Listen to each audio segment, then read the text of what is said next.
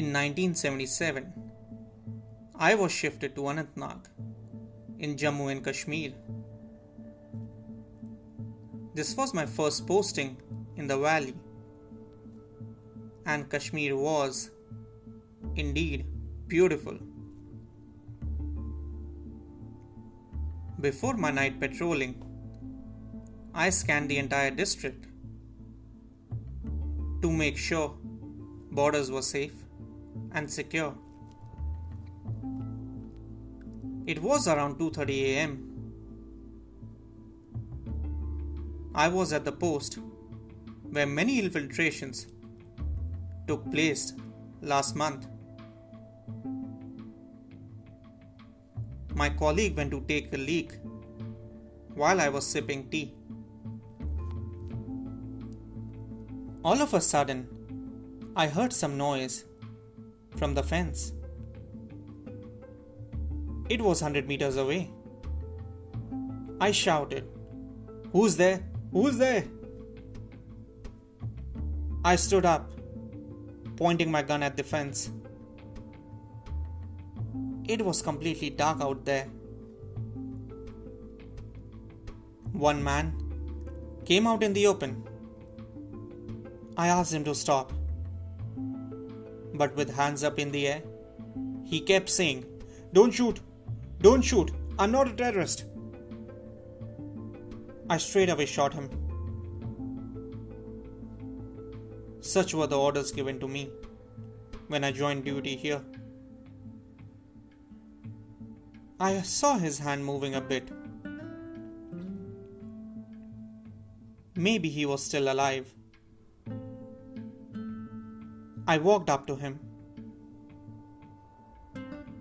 He was trying to tell me something. I bent down. He took my left hand and kept it on his shirt's left pocket. There was a letter with an address of Dubai on it. My colleagues came running and congratulated me, as this was my first. Next day, I got to know he was not a terrorist. He was someone who lost direction. Even a concern from across the border was raised. Through my sources in intelligence, I inquired about the Dubai address. I got to know of a man who never cared about himself, lived with a baby. It was Altaf's baby, the man I killed by mistake. I got to know this after reaching there. I dialed relatives of Altaf in Pakistan, as it wasn't safe for the baby to be with this man. But no one was willing to take the custody of the child. I decided to raise the child. I named him Vikram. We shared a good bond, and we mostly spent time in the evening. Thanks to my morning military schedule, I decided to tie the knot when Vikram was in 3rd grade. My fiancée Rihanna often asked me about him, but I wasn't courageous enough to tell her the truth. One day Rihanna asked me to choose between her and Vikram. I was quiet, and my child was watching this episode from his room with doors slightly open. I looked at him and smiled, as if nothing happened. Rihanna walked away, seeking the truth.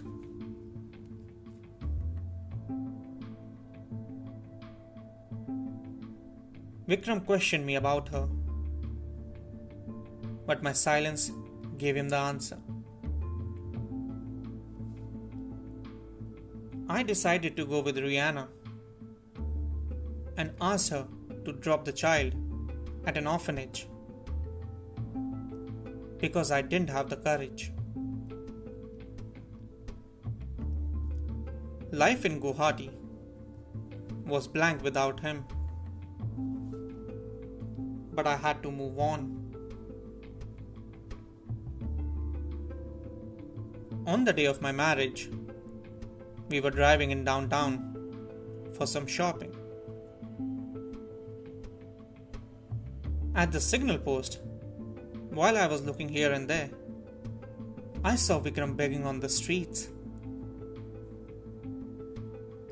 I was perturbed, but I continued to drive. After driving for a few miles, I took a U-turn.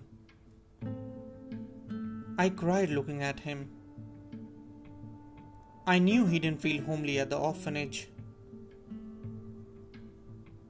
I apologized for my mistake. We both were crying looking at each other. I promised to never leave him again. I got him home and promised myself to tell him what happened in 1977. I told the truth to Rihanna, and she again asked me to choose him or her. My silence answered her question. Today is January 17, Vikram's 18th birthday.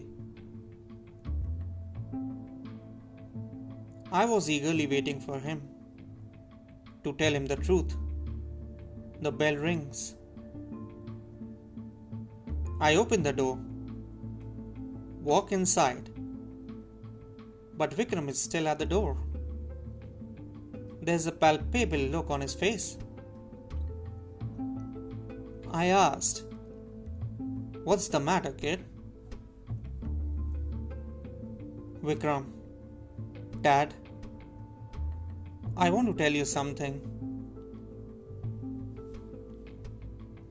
He then introduced me to Diana, the lady he loved. The two looked really happy, and I didn't want to bombard Vikram with the disastrous news.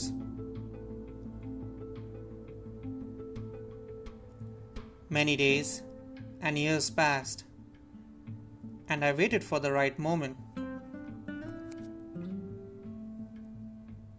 I thought to tell him when he gets married, but I couldn't. Then I thought to tell him when he becomes a father, but again I couldn't. I now retired from the Indian Army. Vikram was now a soldier, posted in Siachen. He sent me a letter from there. He wrote, "You are my hero, Dad. My angel. My God, Dad. Wish I could be like you.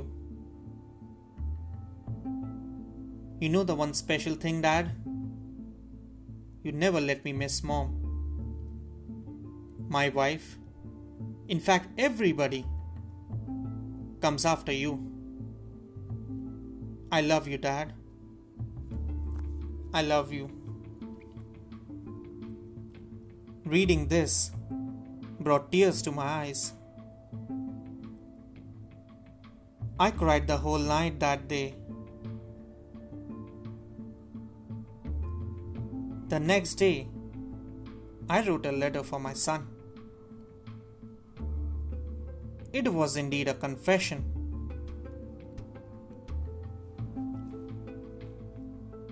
I felt unwell all of a sudden. It felt like a stroke. I called out for kids and Diana. And before they came, I made sure to keep the letter in the pocket of my shirt.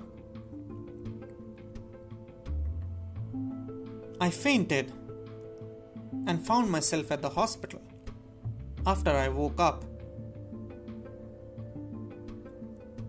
I heard doctors telling Diana, "There's hardly any time." I knew what they meant. I was now eagerly waiting for Vikram. I wanted to hold his hand and tell him everything. I was nervous. I was scared. But this was my last chance. A day passed and my son did not come. The next day, I was out of breath. Doctors rushed in and I was put on ventilator. I don't know what happened next. But when I opened my eyes, I saw Vikram with a blurry vision. I could not see him properly. I was crying. I holded his hand and kept it on my shirt's left pocket. He could feel the paper. With a heavy heart, I shut my eyes forever. I believe he must have forgiven me.